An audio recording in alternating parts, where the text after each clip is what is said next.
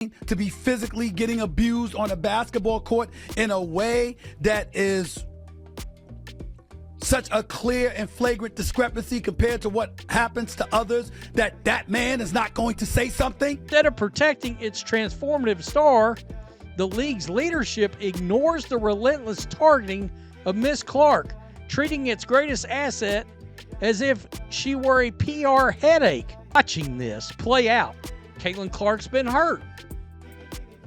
We're watching in front of our very eyes how differently these teams are treating the Indiana Fever without Caitlin Clark on the court.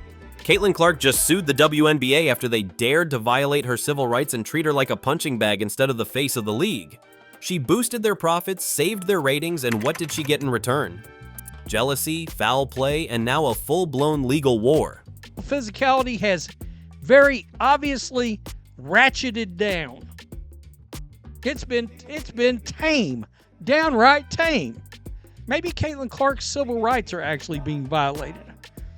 Is her right to a peaceful workplace, a non-hostile work environment, are those rights being violated?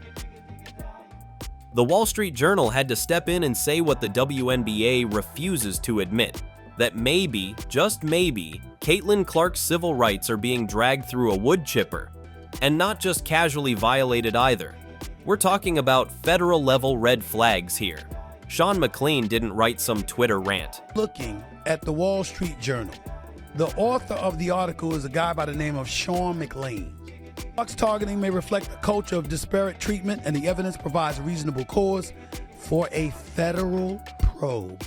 This was a formal opinion piece in a nationally respected paper saying straight up, Clark might be a legit victim of a hostile workplace. That's not a joke. That's the same legal category where lawsuits fly and people lose their careers. And guess who's being called out in this mess? Yup, the WNBA, the league that pretends it's all about equity and girl power, until the girl making the money gets body checked like she owes someone rent. Has basically done for the WNBA what Michael Jordan did for the NBA, right? Instead of, I don't know, protecting the most influential player they've ever had, the WNBA is treating her like she's the embarrassing cousin at the family barbecue. They see her as a PR problem, not a once-in-a-generation athlete, not the one actually making people care about their games. No, they're annoyed that she's too popular, too loud, too white, too successful, too everything. But Caitlin Clark doesn't get to play under these circumstances, where these girls are just going out there and playing basketball. The article clearly says if the league won't act to protect its superstar from a hostile environment, the government should do so. And then Stephen A. Smith drops the mic and drags everyone in. He wasn't being subtle either. He literally compared Caitlin's situation to a previous discrimination case the government actually investigated. The Erica Wheeler pregnancy case. You know it's bad when Stephen A. isn't just yelling for ratings. He's warning people that this is legal war territory. You should demand answers from WNBA leaders, investigate officiating and internal league communications, hold hearings, and insist on real reforms. This is in the Wall Street Journal. The Labor Department and the WNBA deserves every bit of smoke. Because here's the numbers, and they are nasty. Clark joins the league and boom, League Pass subscriptions shoot up by 366%. Their app engagement, 603%. That's not a typo. 613%. Merchandise sales, 601%. You couldn't scroll 2 minutes without seeing a Fever jersey. She was the reason casual fans even knew there was a team called the Indiana Fever. Before Clark, most people thought that was just a weird kind of flu. Immediately had charter flights. Merchandise sales soared 601%. Indiana Fever viewership jumped 170%. The team value tripled. League Pass subscriptions climbed 366%. And the thanks she got? Let's talk about that All-Star game. She shattered the fan vote record, 1.29 million votes. That's more than some presidential candidates get in a primary. And how did her peers reward her? Voted her 9th, not 2nd, not even 5th, 9th, among guards, not even overall, guards. The WNBA player base looked at the person who just put them on private planes and boosted their shoe deals and basically told her, nah, we'd rather pretend you're average. That's not just shady, That's coordinated hater behavior. Clark shattered fan vote records with 1.29 million All-Star votes, yet ranked only 9th among guards on the player ballot. Oh, and let's not forget the endorsement deals. $11 million in year one, a rookie. Most WNBA veterans don't even know what that kind of money looks like. And they're mad at her? They should be building statues of her in every arena. Instead, when Clark didn't play the All-Star game, you know what happened? Ratings dropped by 36%. 1 million people didn't bother watching because she wasn't there. That's not a coincidence. That's called impact. And instead of embracing her, the WNBA is out here letting her get clobbered on the court like it's WWE. 6%. They still had over 2 million views, but they had over 3 million last year. It dropped because she wasn't playing. Now, I told y'all. Speaking of which, let's talk about the injuries. She's missed 10 games. Not because she sprained her ankle doing a TikTok dance, because people keep assaulting her during games while referees sip their coffee. Fans are calling it battery. And honestly, that's not even a reach. Go watch the replays. Elbows to the head, hip checks into the ground, and the refs just pretend they didn't see anything. Stevie Wonder could see what's happening, and even he'd be like, damn. Routinely faces intentional hits, excessive fouling, and uncalled abuse. And yet, not one player has been suspended for fouling her flagrantly. Not one. The woman has taken 17% of the league's flagrant fouls. 17. That's double the rate of anyone else. She's a magnet for cheap shots, and somehow the league just shrugs and says, play on. Meanwhile, if she so much as looks at someone sideways, it's a technical foul and a league memo. Absorbed 17% of the flagrant fouls last season, double her peers' rate. This isn't merely bad officiating, it's dangerous and unequal. Even her own teammates are saying it. Sophie Cunningham didn't bite her tongue. She straight up said the league isn't protecting its star player. That's not a hot take, that's an internal HR complaint disguised as a quote. And told the Wall Street Journal she's Caitlin Clark's teammate, the Indiana Fever.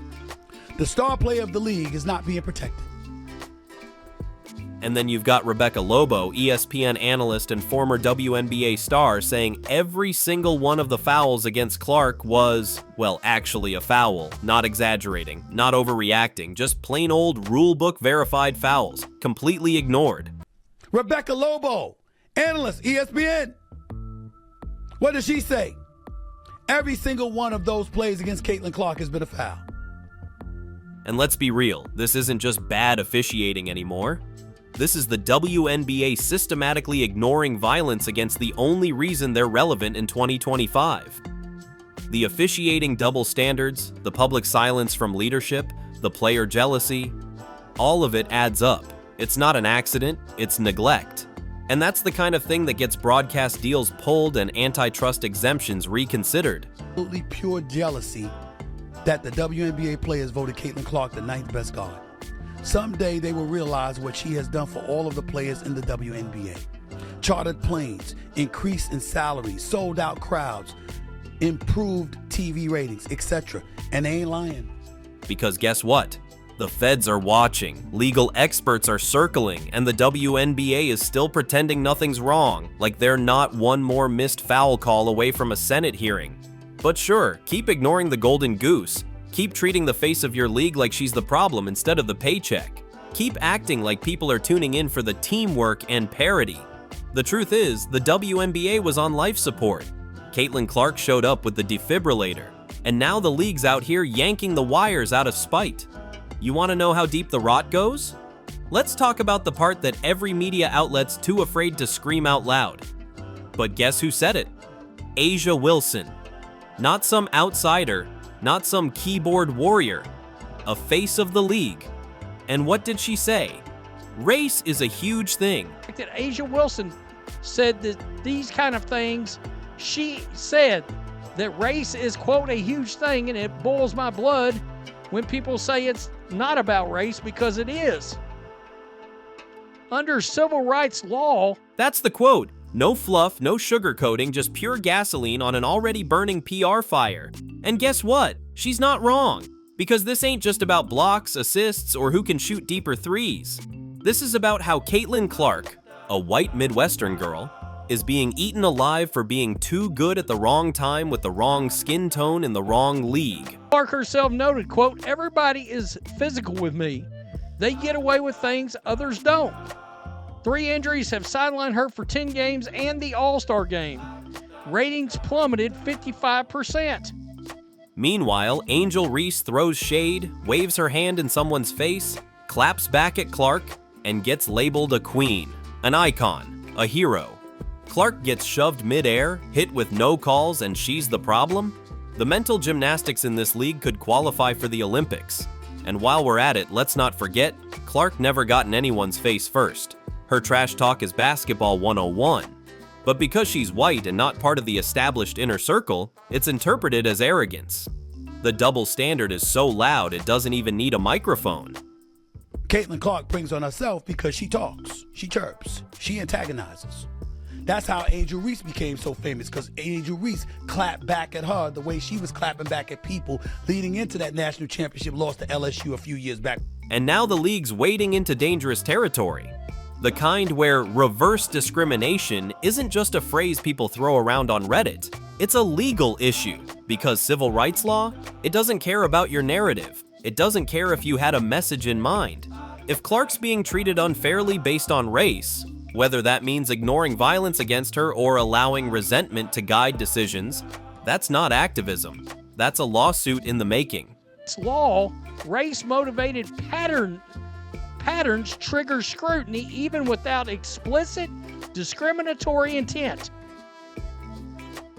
Systematic missed calls include viral replays of Clark being fouled multiple times in a single possession. But wait, it gets better. Or worse, depending on which side of the legal firing squad you're on. Senator Jim Banks, yes, an actual U.S. senator, wrote a formal letter to WNBA Commissioner Kathy Engelbert. And no, it wasn't a fan letter. He demanded answers, real ones, not the kind where you post a tweet about growing the game. He wants to know why the league's biggest star is being treated like a chew toy. I mean, she got damn lucky last year Dejanay Carrington didn't literally put her eyeball out. Let's just be honest. We've said what's going to happen if one of these plays injures her for good. Do you think the networks that are going to give all this media money? And you know who's watching from the shadows like it's a Netflix drama? Donald J. Trump. His administration has a long list of things they love sticking their hands into. And now Clark's situation is right up their alley. This is the same group that launched a Title IX task force, issued warnings to over 60 schools, and literally forced Columbia University to cough up $221 million over civil rights failures. If you think they won't come after the WNBA, you're dreaming. His discretion, at his disposal, if he finds this to be an issue that's politically expedient for him, that Trump won't use this to feed his base? Trump sees an opportunity, and he's not dumb enough to ignore it. Clark checks every box. She's talented, she's being mistreated, and she's marketable to middle America. And right now, that base is up for grabs. If Trump grabs this narrative and runs with it, national headlines are incoming. Fox News will eat this up like it's Thanksgiving dinner. And if the league doesn't act fast, it won't just be Clark's name trending. It'll be subpoenas and Senate hearings. That's willing to demand change, proposing federal standards barring men. And you'd think with all this going on, the WNBA would lay low, play smart, maybe not draw more attention to themselves, but nope. What do the players do? They show up wearing shirts that say, "Pay us what you owe us." The timing couldn't have been worse if they tried. You've got a civil rights grenade ticking under your feet and the unions over there lighting sparklers. Pay us what you owe us. Antagonizing the league. You know, with pending CBA negotiations coming. Immediately after that little fashion statement, the Wall Street Journal piece hits, then the Senate attention, then Labor Department review requests. Back-to-back disasters like it's a PR apocalypse. The players want a stronger CBA. Great. But now the league has to answer, why should we give you more money when your entire revenue model nosedives the second Clark takes a day off? That's not a rhetorical question. It's going to be in the negotiation room. Caitlin Clark is that box office attraction. Initially, we thought that the league was being jeopardized because if she's not able to play every night, it compromises their numbers, revenue-wise, ratings-wise, attendance-wise, etc. Clark's abuse has now become evidence. The internal jealousy? Now part of the case. The very people asking for more power just exposed themselves. This civil rights mess is bleeding into the CBA talks, poisoning every room it enters, and now the league is cornered. Protect Clark and you admit you've been ignoring her abuse for a year. Don't protect her and you let federal investigators kick the door down. Congrats, you played yourselves. Gino Auriemma, the man who coached more elite women than the WNBA has ever managed to sign, didn't hold back either. He said Clark is being targeted, and he compared her to Michael Jordan's early years, except Jordan was protected. Jordan got rules changed to keep him upright. Clark? She gets elbowed in the jaw and told to toughen up. She's being targeted. I don't remember when Michael Jordan came into the league, guys looking to go out and beat him up. Only the Detroit Pistons were looking to beat him up. And then after that, the New York Knicks with Pat Riley and Ewing and Anthony Mason and Dick Vitale, the most enthusiastic voice in college basketball, called it straight up jealousy. Pure, unfiltered, petty jealousy in player voting. He wasn't hinting, he was exposed.